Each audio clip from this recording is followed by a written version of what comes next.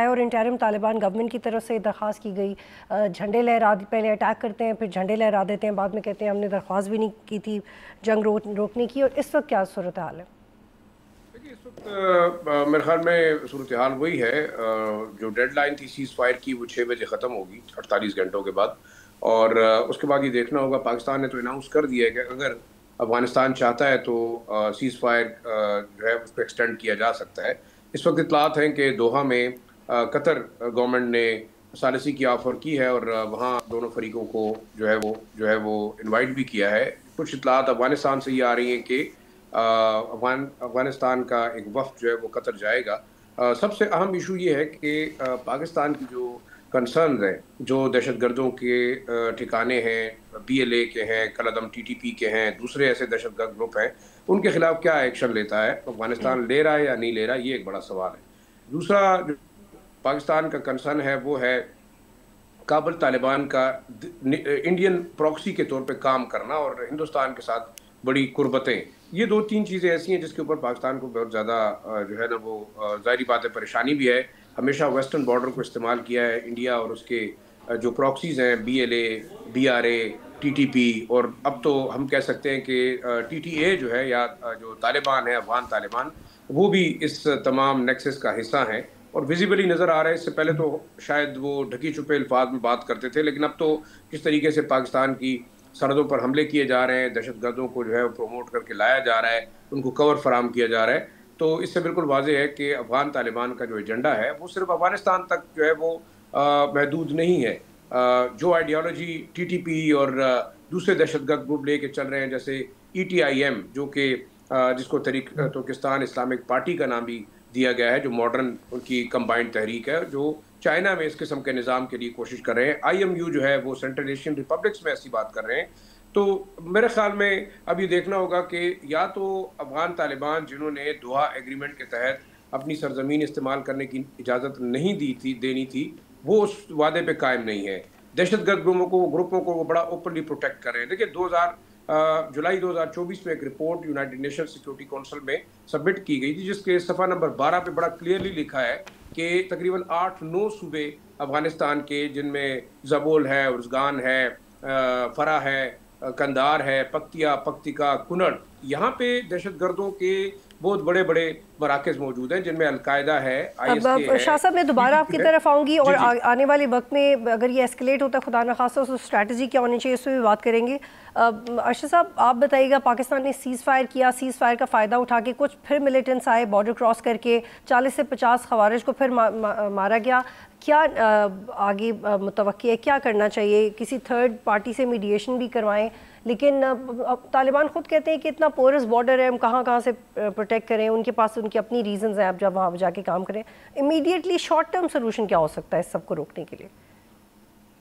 بسم اللہ الرحمن الرحیم. Thank you very much for inviting me. دیکھیں یہ کوئی نئی بات تو ہے نہیں، ابھی ہم ڈسکس بھی کر رہے تھے کہ یہ جب بھی کوئی ایسا موقع آیا تو ہمیشہ دہشت گرد، بھلے وہ آج تھے، آج سے 5 سال پہلے تھے، 20 سال پہلے تھے، 30 سال پہلے تھے، وہ ہمیشہ افغانستان میں ہی گئے. اور جب سے طالبان رجیم آئی، جس نے ناجائز طور پہ ایک اپنا اسلام کی حیثیت کو مسلط کرنے کی کوشش کی، تو شاید یہ زیادہ. پھر دوسرا ان کو زوم یہ ہو گیا کہ جو ایک غلط زوم ہے، اس کو بھی اس پہ ڈسکشن ہو سکتی ہے، کہ انہوں نے سپر پاورز کو شاید شکست دی، جبکہ ایسا نہیں تھا. اب پاکستان کا بڑا کلیئر سٹانس ہے، بڑا کلیئر موقف ہے. ہم دو باتیں کہتے ہیں. ہم کہتے ہیں کہ ہمارے جو دہشت گرد جو آپ کے ہاں بیٹھے ہوئے ہیں اور جو پاکستان کے معصوم شہریوں کو نشانہ بنا رہے ہیں، ان کو پناہ نہ دیں. دوسرا، ان کو پنپنے نہ دیں. ہم نے کون سا ان کے کابل پہ جا کے قبضہ کرنا ہے یا کندھار پہ قبضہ کرنا ہے؟ ہم نے کبھی کوئی ایسی سوچ کا مظاہرہ نہیں کیا. دوسری بات ہم یہ کہتے ہیں، آپ قربتیں بڑھائیں، آپ جس سے چاہے آپ اپنی آزادانہ خارجہ پالیسی رکھیں، لیکن ان کے کہنے پہ ہماری پراکسی وار مت لڑیں. یہ دو بنیادی ایشو ہیں. اب شارٹ ٹرم میں ہم نے ان کو ٹٹ فار ٹیٹ کیا، بامر مجبوری کیا. ہم کبھی یہ نہیں چاہتے تھے کہ ہم افغانستان سے جنگ لڑیں، یہ جنگ تھی بھی نہیں. الحمدللہ ہماری ان سے جنگ نہیں ہو سکتی، اللہ نے ہمیں بہت صلاحیتیں دی ہیں. تو شارٹ ٹرم تو ٹٹ فار ٹیٹ ہے اور رہے گا. لانگ ٹرم میں اور امیڈیٹ بھی، جیسے آپ نے اشارہ کیا، we must engage them, we must negotiate them. اور نیگوشیٹ کرنے کے لیے صرف قطر کافی نہیں ہے، سعودی عرب کا ان کا بہت انفلوئنس ہے. اور میں یہ بھی کہنا چاہوں گا کہ اس وقت چائنا ایک اسٹریٹجک پاور ہے, ایک ریجنل پاور ہے, اور آپ کے نیبرہڈ میں ہے, اس کو انوالو کریں اور ان کو انگیج کریں. جنگ کسی چیز کا حل نہیں ہوتا. ٹھیک.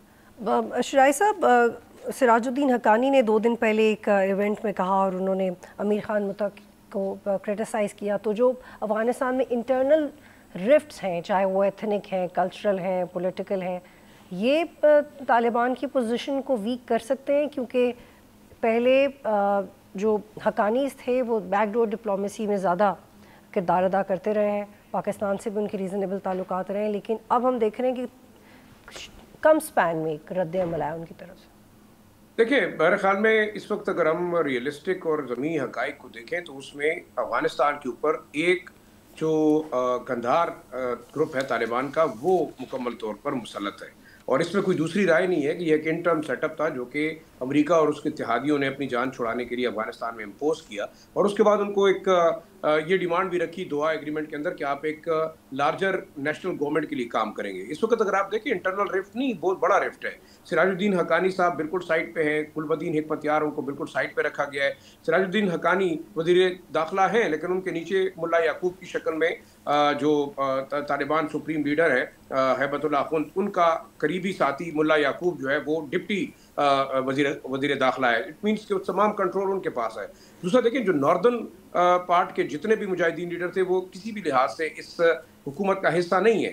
تیسرا جو انٹرنل بکرنگ ہے, اسپیشلی جو پاکستان کے ساتھ جو بارڈر کے اوپر جنگ شروع کی ہے, اور خاص طور پر جو امیر خان متقی صاحب کی دھمکی آمیز جو پریس کانفرنس تھی دہلی کے اندر, وہ میرے خیال میں بڑی عام ہے, اور اس کے اوپر بڑا کرٹیسزم ہو رہا ہے. انٹرنلی بھی لوگوں نے اب آوازیں اٹھانی شروع کر دی. دیکھیں, کل میں تقریباً 2 دن بارڈر پہ تھا. پاک افغان بارڈر کو آپ دیکھیں تو مکمل طور پر وہاں پہ یعنی زندگی رکی ہوئی ہے. تقریباً ہزاروں کے حساب سے گاڑیاں کھڑی ہیں, ٹریڈ رکا ہوا ہے, بارڈر کے اوپر موومنٹ رکی ہوئی ہے. افغان خود اس وقت میرے خیال میں جو افغان طالبان ہیں ان سے خود نالاں ہیں اور مطالبہ کر رہے ہیں کہ ان تمام معاملات کو ختم ہونا چاہیے.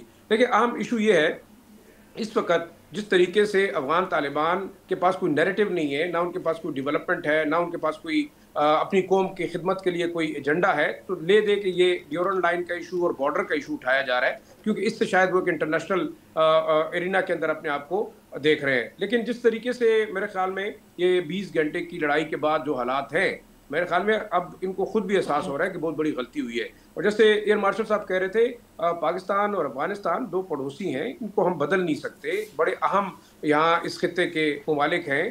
جس طریقے سے central Asian republics, China, Russia, Iran اور پاکستان اس خطے کی اکنامک ڈیولپمنٹ کے لیے کام کر سکتے ہیں, میرے خیال میں امریکہ یا انڈیا آ کے نہیں کر سکتے. تو ہمیں بڑا ریئلسٹک ہونا چاہیے. ٹھیک ہے, میں شاہ صاحب میں ملک صاحب کہتی ہوں. ملک صاحب, 2008 کے بعد جو ہسٹری جیسے رپورٹ ہوئی ہے تو ideological similarities T T A اور ٹی ٹی پی میں بڑھتی گئیں فار مینی ریزنز, اس سے پہلے نہیں تھیں, چاہے وہ بارڈر کا معاملہ ہو یا وہ کچھ ریلیجس لائنز ہوں.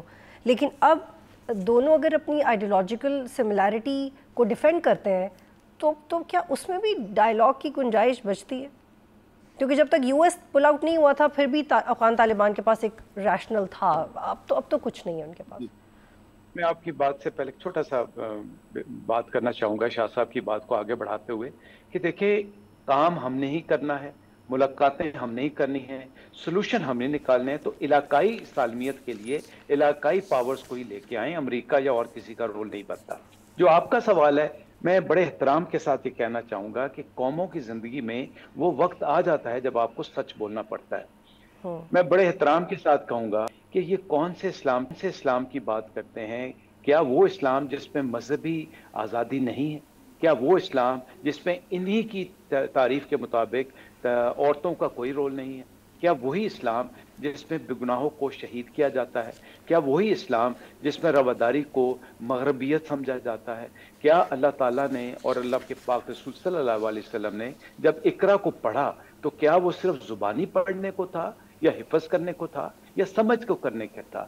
اور کیا اس میں over a period of time کیا روشنی ایسی نہیں آئی کہ آپ اتحاد کر کے اپنے مذہب کو حکمت, صبر اور اخلاقیات کے صبر سے؟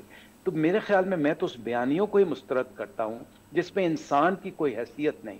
اور جب آپ دیکھیں, پڑوسی کا کہا گیا کہ 40 گھر تک, بھائی جب آپ اپنے پڑوسی جس نے آپ کو پناہ دی, جس نے دنیا سے آپ کا مقابلہ کیا. نیٹو اور سارے یورپ نے کہا کہ آپ آستین کا سانپ پال رہے ہیں, لیکن ہم نے کہا ہم مذہب کے نام پہ ہیں. تو میرے خیال میں مذہب کے نام پہ اس جو واردات ہے اس کو کلیئر کرنا چاہیے اور اسلام کی صحیح روح کو سمجھنا چاہیے. اور اس کے لیے میری درخواست یہ ہوگی کہ جو پاکستان کے اندر مذہبی گروپ ہیں ان کو بٹھا کے یہ ساری باتیں سمجھائی جائیں, دکھائی جائیں, اور ہم کوئی ہوا میں بات نہیں کر رہے. سر نے ابھی بتایا یونائٹڈ نیشنز میں پروو ہوا ہے, ہمارے پاس کئی ثبوت ہیں, ہمارے پاس سیٹلائٹ پکچرز ہیں. تو جب آپ یہ کریں گے تو اسلام کی اصل روح کو بھی لوگ سمجھیں گے. سبسکرائب کریں اور بیل دبائیں تاکہ کوئی خبر رہ نہ جائے.